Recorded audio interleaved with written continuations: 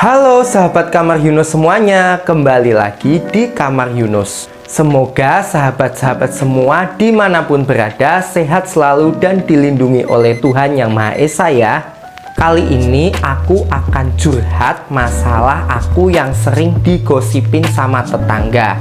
Dan mungkin sahabat-sahabat Kamar Yunus semuanya juga pernah mengalami yang namanya digosipin tetangga. Sekarang saja yang sudah bekerja masih diomongin, itu kerja apa nyogok ya, kok bisa keterima.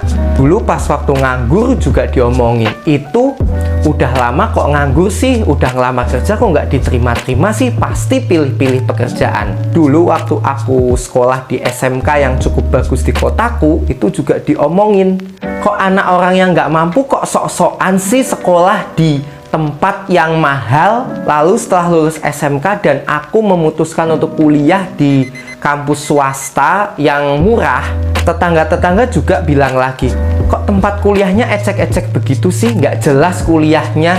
Pas aku sekarang sudah banyak belanja di all shop, tetangga-tetanggaku juga ada yang komen, ih kok sering belanja sih, emang nggak sayang pak sama gajinya, kenapa nggak ditabung aja? Padahal kan itu uang-uangku sendiri dan aku membeli untuk menunjang penampilan dan kebutuhanku. Dulu waktu aku kurus banget, aku juga diomongin, ih kok kurang gizi sih, makannya kurang pak.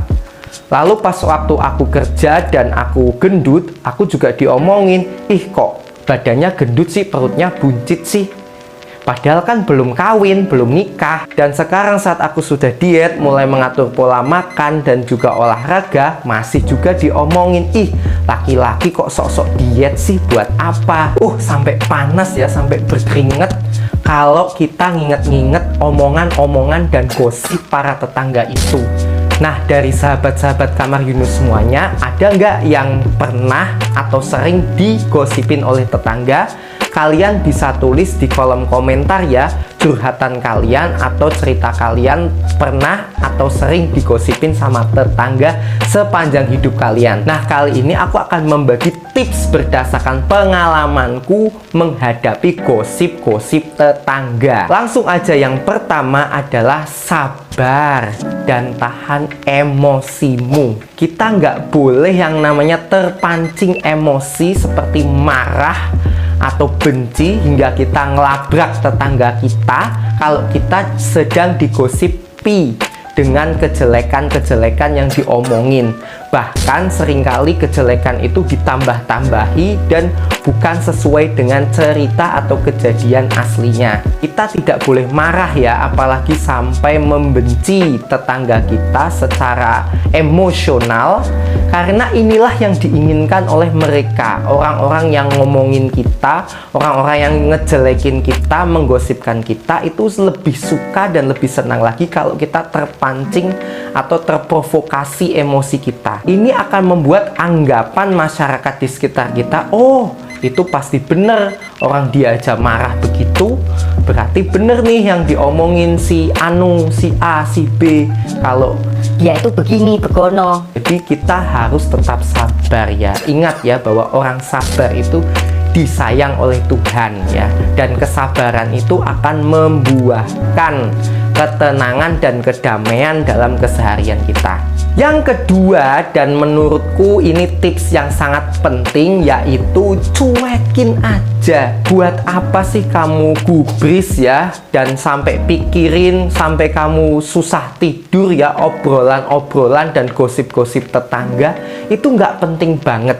Ingat ya bahwa mereka itu nggak ngasih makan kita, mereka juga nggak ngasih uang kita, bantu uang sekolah kita, nyariin kita kerjaan. Jadi ngapain kita sampai kepikiran, sampai malam, sampai nangis-nangis.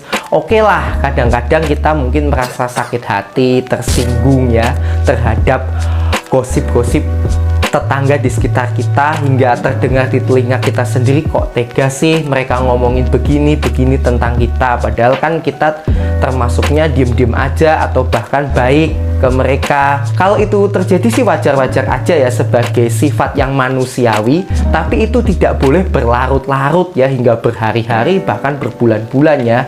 Pokoknya omongan-omongan miring itu lewatin aja deh dari telinga kanan, telinga kiri, udah.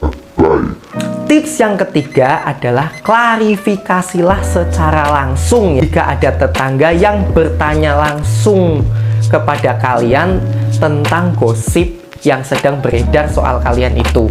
Misal nih, pas kalian lewat nih di depan rumah tetangga kalian, tiba-tiba tetangga kalian nyapa, si Yunus sini, bener gak sih kamu begini begono? Nah, kalian bisa klarifikasi tuh ya, apa yang sebenarnya terjadi, apa yang sebenarnya ada ya. Masalah tetangga kalian ini menerima klarifikasi kalian atau tidak, itu nggak usah dipikirin. Itu hak-hak dia, itu urusan mereka sendiri. Yang penting ketika mereka bertanya, ya kita menjawab apa adanya sesuai apa yang terjadi sebenarnya. Tips yang keempat dan terakhir adalah tetap baik dan jaga silaturahmi dengan tetangga-tetangga kita yang sudah ngegosipin kita ya. Semua agama mengajarkan bahwa kita harus tetap baik dan menjaga sikap, perilaku, dan ucapan yang baik terhadap orang-orang yang sudah menzolimi kita. Kalau kita itu baik pada orang yang sudah baik sama kita, itu udah biasa banget.